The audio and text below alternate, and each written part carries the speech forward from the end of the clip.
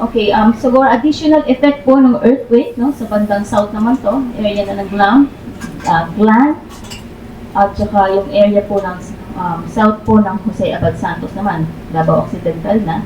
Meron pong pag-angat ng lupa doon, yung tinatawag natin na coastal uplift, no? O tectonic uplift. Pagkasabay po nung lindol, may parte po nung land na umangat. So, wala po kaming black dito, no? Pero ang nangyari po doon, siguro, demo na lang natin, ma'am. Alam niyo po yung trench, no? Yung trench po ay pumapailalim po nagsasaplak po siya sa, okay, so ito po, no? Ito yung trench natin, Cotabato Trench. Pumapailalim po siya dito sa ating mass of land, no? Dito sa dagat natin dito, tsaka yung, of course, dito sa may southern side. Pumapasok po siya sa ilalim ng Pilipinas para nagsasabdak. And yung paggalaw niyo po ay inangat niya yung lupa natin dito. So kaya po nagkaroon tayo ng mga coastal uplift o yung mga tectonic uplift po, no, nakikita natin dito sa bandang Maybag. Meron po sa Balik Island.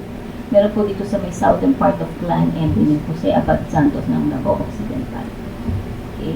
So sa ngayon po, may binisita na po kami at pa-confirm namin yung mga area na nakita po namin na naglabasan po talaga or umangat po yung mga marine or mga corals po natin, marine corals, na dati po nakalubog, ngayon nakaangat na kahit high tide on some areas. So, permanent na po yung mga pag-angat na yon ng ating kalupaan doon sa southern part na yan. So, ibig sabihin po nun, permanent na po siya na change sa ating topography or sa ating landform dito sa mga southern part ng Sarangani and Davao Occidental.